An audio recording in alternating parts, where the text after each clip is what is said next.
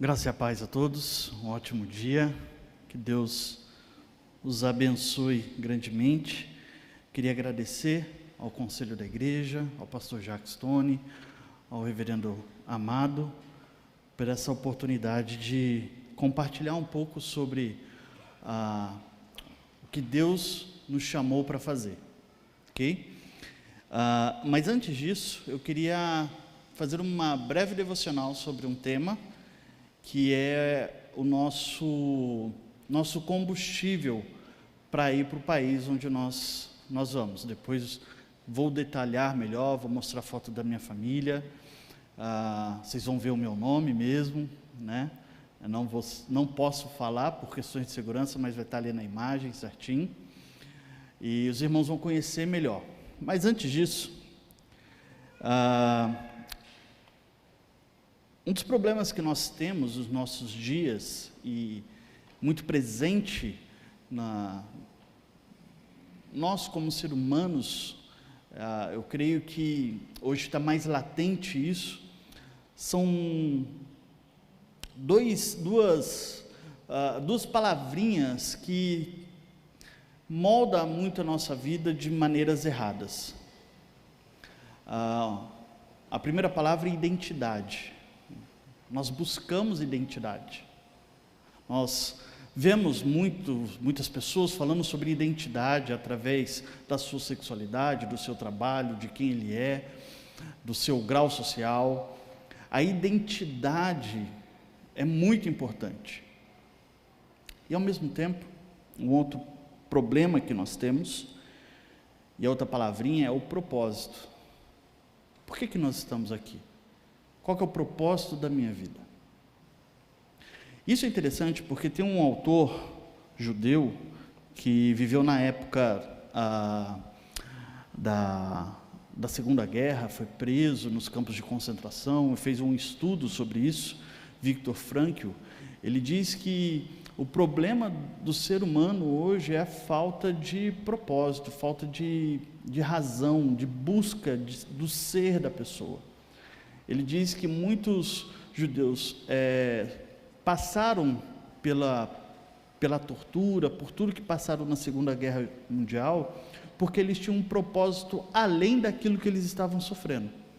Seja família, seja filhos, seja trabalho, seja próprio Deus. Mas aqueles que não tinham esse propósito, infelizmente vieram a falecer ali. C.S. Lewis, um autor que eu gosto muito, ele fala assim: aquilo que não é eterno é eternamente inútil. Aquilo que não é eterno é eternamente inútil. E infelizmente, nós moldamos as nossas vidas como identidade e com propósito com aquilo que não é eterno. E é eternamente inútil. E hoje eu queria pensar com vocês sobre como moldar as nossas vidas como identidade e propósito com aquilo que é eterno. Ok? A gente vai passar alguns slides, alguns estudos.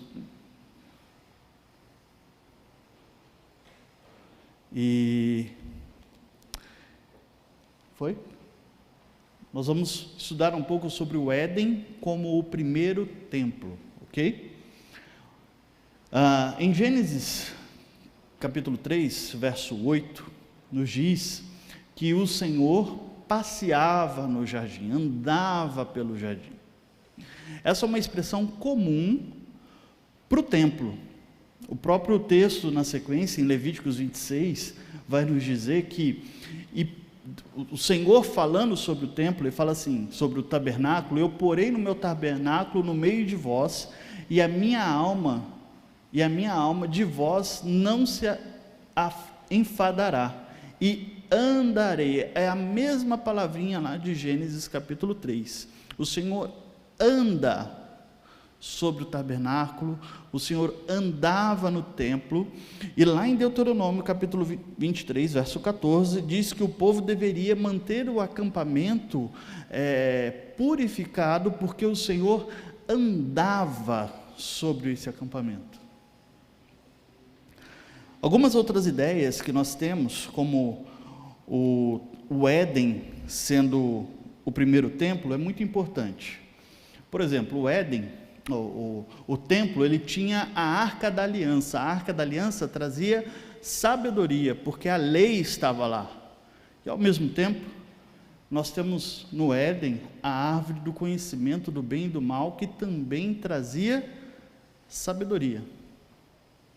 Além disso, nós temos na arca, a arca, ninguém poderia tocar na arca, senão morreria. Aqui fica melhor para mim ver. E no Éden nós também temos a árvore do conhecimento do bem e do mal, não poderia ser degustada, não poderias comer ela, porque senão também morreria. Além disso, a entrada do Éden ficava ao lado oriental, a entrada do templo também ficava do lado oriental, Ezequiel capítulo 40, verso 6. Mas o mais importante, o templo ou tabernáculo, ele só era o templo e o tabernáculo porque Deus estava presente ali. Deus se fazia presente ali, através da Arca da Aliança. O Éden, então, ele é o primeiro templo porque Deus está presente ali. Deus andava, Deus estava com Adão.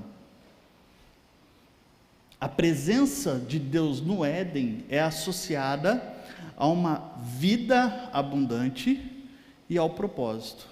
Isso é interessante, porque se você ler com cuidado, e peço para os irmãos lerem em casa depois, Gênesis capítulo 2, versos de 9 a 14, vai mostrar um rio que corria do Éden, que regava, que através desse rio havia plantações ali.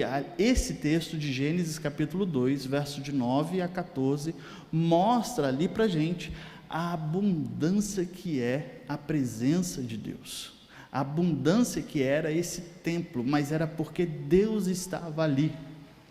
A imagem mostrada ali, como eu citei, é o reflexo de uma vida abundante na presença de Deus. E Adão, então, é colocado no Éden, como função sacerdotal. Isso é muito importante, porque Gênesis capítulo 2, verso 15, nos diz assim: tomou, pois, o Senhor Deus ao homem, e o colocou no jardim do Éden, para cultivar e guardar. Cultivar. Se você lê outros textos, fizer uma busca dessa palavrinha no grego, é a mesma palavra para servir. É a mesma palavra quando Moisés pede para o faraó para deixar o povo partir para adorar ao Senhor. É a mesma palavra, servir. É a mesma palavra usada lá em Números, capítulo 18, versos 5 e 6, quando Deus está falando sobre os sacerdotes. Ele fala o papel do sacerdote ali, e é a primeira palavrinha, servir no santuário. Mas não somente isso, existe uma palavrinha também de guardar, que é a mesma palavrinha também seguida, Números 18, verso 6, lá no finalzinho, servir na na tenda da congregação. O papel de Adão era de função sacerdotal, guardar e servir. Entretanto, Adão falhou em seu serviço. Como o primeiro sacerdote, em vez de ele guardar o templo e purificar aquele povo, aquela região, ele deixou que a serpente entrasse ali. E não subjugou a serpente com a palavra, pelo contrário, deixou que a serpente mudasse o que Deus falou. A serpente colocou dúvidas no coração de Adão e de Eva. O pecado entra no mundo. Os filhos de Adão não são mais imagem e semelhança de Deus, mas se você ler lá Gênesis capítulo 5, verso 3, vai falar sobre a genealogia de Adão, e vai dizer que a partir dali, Adão, ele gera filhos segundo a sua imagem, a sua semelhança pecadora. O gene do pecado está no povo. Mas é importante para nós entendermos um pouco sobre o significado de ser imagem e semelhança. Imagem reflete uma realidade maior.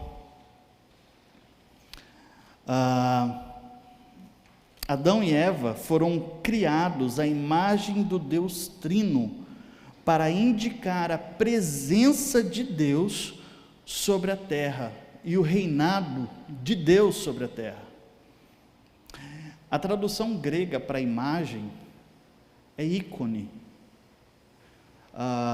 Eu gosto muito de dar esse exemplo no computador, quando você abre a tela, né, de início, a mesa, né, a área de trabalho de início, tem uns ícones ali, né? Então, se você apagar o ícone, o programa, o software vai continuar rodando, o Word vai continuar rodando, o ícone dá 2 KB, é coisinha simples. Mas quando você clica no ícone, você entra num software que tem maior número de megabytes, de kbytes, o programa em si, de gigas.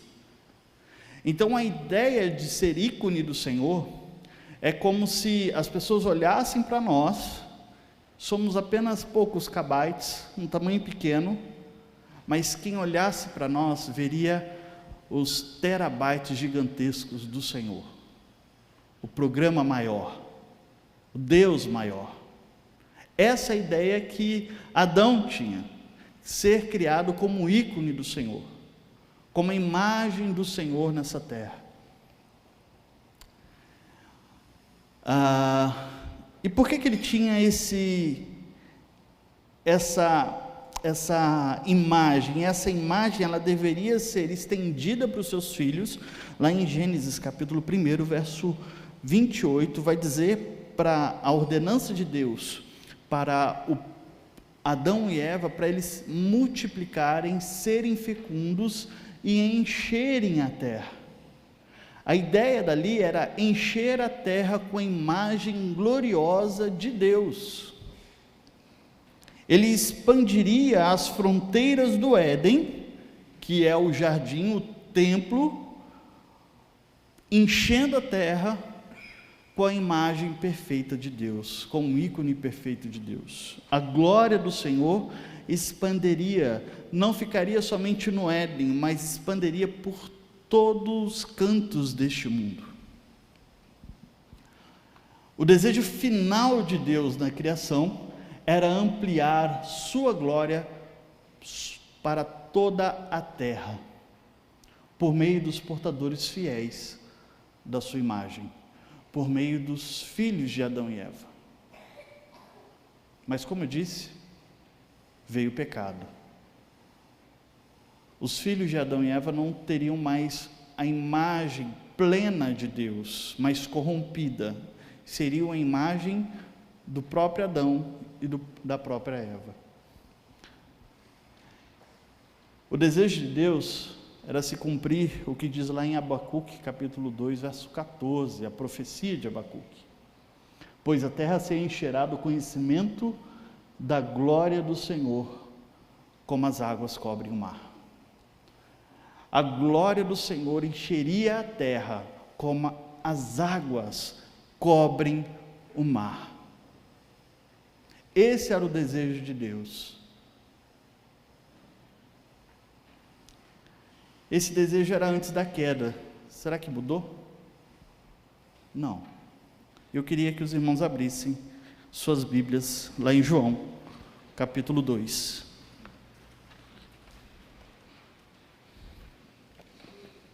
João capítulo 2.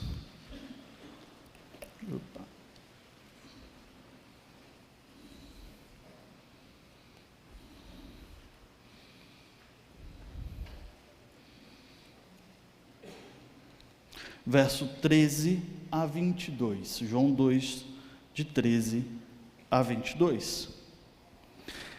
Estando próximo à Páscoa dos judeus, subiu Jesus para Jerusalém, e encontrou no templo os que vendiam bois, ovelhas, pombos e também cambistas assentados. Tendo feito um azorrague de cordas, expulsou todos do templo, bem como as ovelhas, os bois, derramou tudo pelo chão. O dinheiro dos cambistas virou as mesas e disse aos que vendiam as pombas: tirai daqui essas coisas, não façais da casa do meu pai casa de negócios. Lembraram-se os seus discípulos de que está escrito: o zelo da tua casa me consumirá. Perguntaram, pois, os judeus: que sinal nos mostra para fazer essas coisas? Jesus respondeu: destruí este santuário e em 3 dias o reconstruirei. Replicaram os judeus: em 46 anos foi edificado este santuário e tu em 3 dias o levantarás? Ele, porém, se referia ao santuário do seu corpo. Quando, pois, Jesus ressuscitou dentre os mortos, lembraram-se os seus discípulos de que ele dissera isto e creram nas Escrituras e na palavra do Senhor. Durante todo o Antigo Testamento nós temos figuras do templo. O próprio templo, o tabernáculo. Mas aqui no nosso texto, mostra que o templo falhou. Por que isso acontece? Quando nós lemos esse texto, e creio que vocês já ouviram muitos sermões, muitas pregações, muitos estudos sobre esse texto. E esse texto a gente se pergunta assim: legal, Jesus ficou indignado com o que estava acontecendo. Mas você já se perguntou, aonde estava acontecendo no templo esse comércio? Porque o templo é muito grande, mas aonde do templo estava acontecendo esse comércio? Queria deixar aqui para os irmãos que é justo, é justificável ter esse comércio. Por quê? A viagem para Jerusalém era muito longa, era muito complicada. Então, para você levar um animal de 1 ano sem defeito para ir para cultuar ao Senhor, era desgastoso, era cansativo. Então, alguns levavam dinheiro, quando chegasse no templo, compravam os seus animais para oferta ao Senhor. É justificável isso estar acontecendo. O problema é aonde está acontecendo. Aonde do templo está acontecendo isso? No pátio dos gentios. O povo judeu, eles podiam comprar os seus animais e ir para a região onde ficavam os judeus e adorar a Deus livremente. Mas os gentios, e isso eu vou trazer para nós, se estivéssemos naquele tempo, estivéssemos com vontade e com fome de Deus, nós não conseguiríamos cultuar a Deus. Por quê? Comércio. Então Jesus, ele faz um arrasoague de cordas e destrói aquele lugar, porque ele entende que a casa do Senhor, o templo, não é somente para um povo específico, mas para todos os povos, línguas, nações deste mundo. E os gentios, que caberia várias nações, chegariam ali com fome de Deus e não conseguiriam saciar essa fome, por causa do comércio, por causa dos vendilhões que estavam ali. E Jesus aqui, ele muda essa história, ele mostra que o templo falhou, e que agora o novo templo, o templo perfeito, é Ele. Ele é o templo perfeito. É nele que nós encontramos a água da vida que escorre pelo trono, que mata a sede de todos os povos desse mundo. É Ele que é a sabedoria, que Provérbios fala tanto sobre isso. É nele que nós encontramos o conhecimento real. É nele que nós temos o pão da vida que nos alimenta, não somente para um povo específico, mas é nele em que todos os povos desse mundo se reúnem para adorar a Deus. Cristo Jesus é o templo real, mas acima de tudo, o templo só é o templo porque Deus está presente. Jesus é o templo porque ele não representa Deus, mas ele é o próprio Deus encarnado aqui na terra, andando no meio do seu povo. Cristo Jesus, que reúne todos para adorar. Cristo Jesus, ele glorifica ao Pai, fazendo discípulos que obedecem à palavra de Deus. As marcas desses discípulos era obediência. E como é que nós expandimos a glória do Senhor sobre todo mundo? No Antigo Testamento, com Adão, a ideia era através dos filhos. Os filhos eram a imagem de Deus coroada, que expanderia as fronteiras desse Éden. Como é que nós fazemos isso hoje? Mateus capítulo 28, verso de 18 a 20. Ide, fazei discípulos de todas as nações, de todas as línguas, de todos os povos. Glorificamos a Deus, multiplicando a sua imagem, que são, na verdade são ali, que são coroadas com a sua glória. Glorificamos a Deus fazendo discípulos. Glorificamos a Deus fazendo discípulos. O foco da nossa vida, o foco do nosso ser, o propósito do nosso ser é esse: glorificar a Deus. A identidade é que você participa de algo que Deus está fazendo no mundo. E o que Deus está fazendo no mundo? Ele está formando um povo que o glorifique. De toda língua, raça, nação, Deus está formando um povo que o glorifique, e isso te dá identidade. Você faz parte de uma nação santa, você pertence a Deus. Você não é o que você trabalha, você não é a sua sexualidade, você não é isso, você é de Deus, você participa de um povo, com o propósito de glorificar a Ele. Você não precisa ficar, para onde eu vou, o que eu vou fazer, você não precisa se encontrar em coisas que são eternamente inúteis, mas você pode se encontrar no eterno. Você tem um propósito da sua vida no que é eterno, o eterno, o Deus maravilhoso. Primeira pergunta do catecismo: qual o propósito final do homem? Glorificar a Deus e gozá-lo para sempre. Homem, não somente um povo escolhido, mas todas as nações, todos os povos. Nosso Deus merece ser glorificado por todos os povos dessa terra. Esse é o desejo dele. Só que para isso, as pessoas precisam conhecê-lo. Nós fazemos discípulo, fazemos Deus conhecido em todos os cantos dessa terra. Ontem foi me perguntado, a gente falou, apresentou, teve um momento de conversa à tarde, e foi falado um pouco sobre os filhos. Nossa, nós precisamos falar mais de missões para os nossos filhos, para irem para o campo missionário e assim por diante. E eu uso uma frase eu gosto muito dessa associação que foi feita. Vocês conhecem um livro, O Pequeno Príncipe?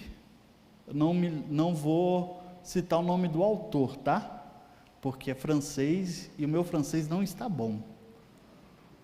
Mas o autor, Exupéry, né? Não sei como é que fala.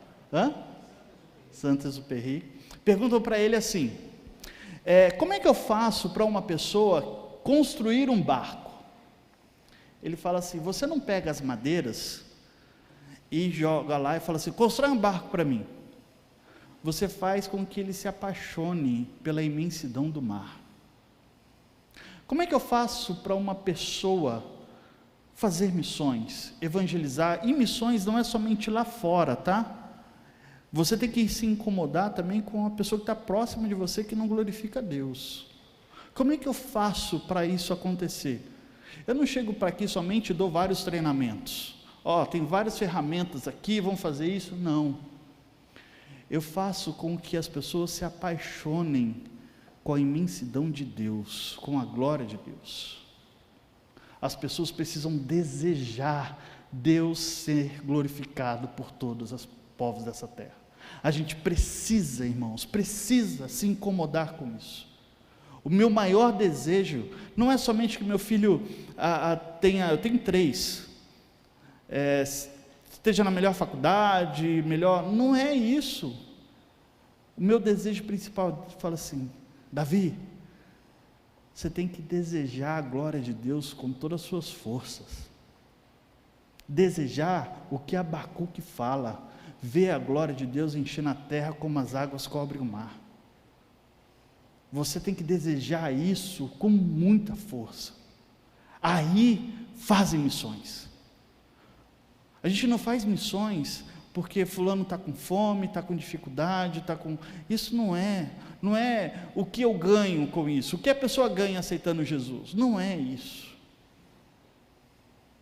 Missões é feita para Deus ser glorificado. Esse é o desejo dele, desde o início. Jesus é esse novo templo, onde todos os povos se reúnem. Esse é o nome do nosso projeto, Goto Royong. Deixa eu ver quanto tempo. Tá certo. Goto Royong, unidos para proclamar a glória de Deus na Indonésia. Essa é a minha família. Não vou falar o nome, mas os irmãos estão vendo ali. Uns 3.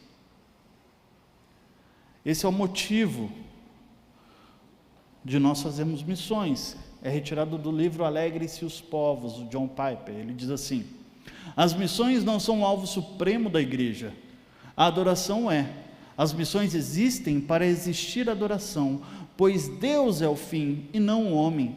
Quando esta era acabar, os incontáveis de milhões de redimidos se prostrarem diante do trono de Deus, as missões não mais existirão. Elas são uma necessidade temporal, mas a adoração permanece para sempre. A adoração é, portanto, o combustível e o alvo das missões. Essa é a razão. Nosso Deus merece ser adorado por todos os povos. Ele é o Deus que entregou o seu Filho para morrer em nosso lugar. E o desejo dele é isso. Ele tem esse desejo. Por que plantar igrejas? Nós vamos plantar igrejas no sudeste da África, da Ásia. Aqui, Ronaldo Lidório, ele cita isso num livro, porque plantar igreja é uma maneira, tem uma razão teológica, é a natureza do povo de Deus se reunir para adorar a Deus, mas também é uma questão missiológica, e a igreja é chamada como missão para ser sal e luz, local e globalmente, e há uma razão estratégica. O plantio de igrejas é a forma mais efetiva para assegurar que o evangelho se enraize em determinadas aldeias, cidades e territórios por gerações e gerações.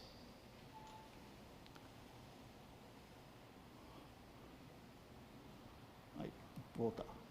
Por que plantar igreja em povos não alcançados? Deus é o Senhor da história, Deus é o Deus da aliança, como o pastor batizou aqui e enfatizou. Deus é o Deus da aliança, Deus é o Deus da bênção, Ele prometeu abençoar as nações. Deus é um Deus misericordioso, mas Deus é um Deus das missões também. Nós vamos para esse país. Uma população de 272 milhões de pessoas. Existem ali 236 povos não alcançados, 29% mundial. População não alcançada de 169 milhões de pessoas. É o maior país islâmico do mundo. Esse é o nome do nosso projeto, Gotong Royong. O pessoal falou assim, mas por que o nome tão difícil, né? Por que esse nome? Porque é uma característica do povo. O povo da Indonésia, eles fazem Gotong Royong, e nós também. Gotong Royong é o nosso famoso mutirão. A igreja gosta, né, de fazer. Eu já participei de muitos mutirões na igreja. Por quê? É um país formado por 17 mil ilhas, 6 mil habitadas. O governo não chega em todas as ilhas. Então, eles se reúnem para criar canais de irrigamento no solo, para construir casa, para fazer festa de casamento, para limpar terreno e assim por várias e várias coisas. A população se reúne com um bem comum, com uma ideia comum para eles. E esse daqui, deixa eu voltar, não está indo. Aí. Aqui, esse em volta, o desenho, o logo ali é um batik. Batik foi considerado pela Unesco um ícone muito importante da cultura local, imaterial. E o batik é um estilo de pintura em tecido que eles têm. E ali, o que é a ideia? São 4 pessoas em volta, de mão dada, trabalhando de várias maneiras, indo comigo, intercedendo, contribuindo, compartilhando com outras pessoas, cada um fazendo alguma coisa, como um mutirão. Mas o foco principal, o que está ali no meio, é uma bolinha amarela, que simboliza a glória de Deus. A igreja unida, para que o povo daquele país glorifique ao Senhor. Passar um vídeo curto sobre essa cidade. A cidade para onde nós vamos.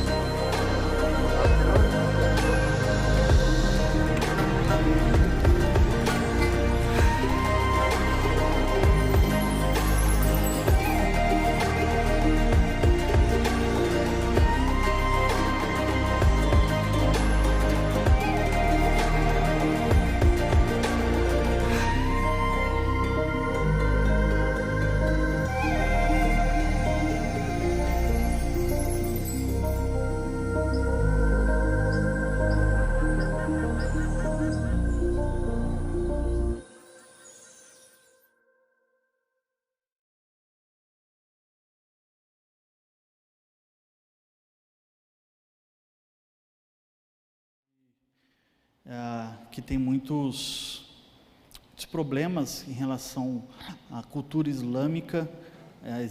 Tiveram atentados lá, e é uma região que vão poucos missionários para lá. A Indonésia saiu do ranking do ano passado, do Portas Abertas, de 47º, para esse ano entrou em 28º, deu um salto de 19 posições. Mas isso, irmãos, não é a razão de nós irmos. A razão de nós irmos é a glória do Senhor. Deus deseja ser glorificado por aquele povo. E para ser glorificado, precisa ser conhecido. Eles precisam saber. Existe um grupo de pessoas que estão se convertendo, estão tendo discípulos lá, e uma mulher sai lá de cima da ponta, uma cidade chamada Toraja, e vai aqui para baixo, para Macassar, viaja semanalmente, 8 horas para ir, 8 horas para voltar, para fazer discipulado com um grupo de estudantes. Muita coisa. 8 horas, 16 horas por semana em viagem. Nós entraremos lá. Eu sou missionário de uma agência chamada Frontiers e estou finalizando o meu processo para APMT. Falta somente o estágio que nós vamos fazer em julho agora, dia 8 ao dia 27 de julho. Estaremos no Peru. Tem um site de venda de camisas para nos ajudar a arrecadar recursos financeiros. São alguns modelos, missãogr.com.br. Quem pegar o marca-página vai ter lá o site para dar uma olhada. Você pode entrar lá, ver como é que é o tamanho. E nós vamos entrar no país, mesmo tendo o visto como pastor, mas como religioso. Eu não quero entrar como religioso, porque eu não consigo evangelizar. Se pegarem evangelizando, eu sou expulso. Então eu entro como fotógrafo, fotografia documental. Um povo que é apegado à sua cultura, eu vou estar lá fotografando a cultura deles e criando relacionamentos. Esse é um professor que eu tenho, ele trabalha com fotografia documental familiar. Esse daqui são algumas fotos que ele tirou de uma mãe lendo para o seu filho na hora do almoço. Esse é o nosso foco. Essa é a minha família, num sábado à tarde, com piscina, as crianças brincando, eu fui lá e fotografei eles. Agora imagina e tendo a oportunidade de testemunhar do Evangelho para eles. Goto Hoyong, unidos para proclamar a glória de Deus nesse país.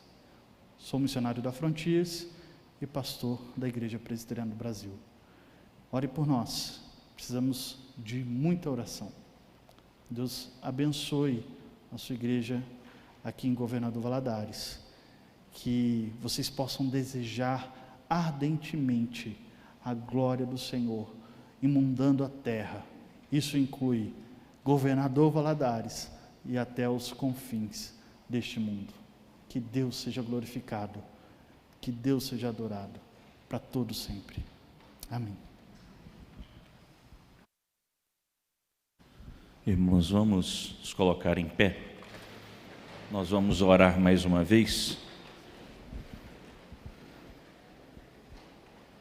Senhor, obrigado porque o Senhor colocou a nós a Tua palavra e falou aos nossos corações, nos impulsionando às missões. E o Senhor quer que a sua glória seja vista em toda a terra, e o Senhor quer ser glorificado por todos os povos, e nós precisamos nos engajar nisso. Dá para a gente essa visão e a coragem de fazer isso todos os dias. Dá ao nosso coração o desejo por espalhar o seu nome até os confins da terra, meu Deus, e anunciar o Evangelho de Cristo, ainda que isso custe a nossa vida. Nos ajude, Deus, a sermos de fato testemunhas de Cristo. Conduza-nos na escola dominical agora, para que venhamos a aprender mais e mais acerca de Ti. Oramos em nome de Jesus. Amém. Ora, Igreja do Senhor Jesus, que o Senhor te abençoe e te guarde, que o Senhor faça resplandecer o rosto sobre você e te dê a paz. Que a graça do nosso Senhor e Salvador Jesus Cristo, o amor de Deus, o nosso Pai, a comunhão e a consolação do Santo Espírito de Deus esteja sobre sua vida, hoje e para todo sempre. Amém. Amém. Deus abençoe.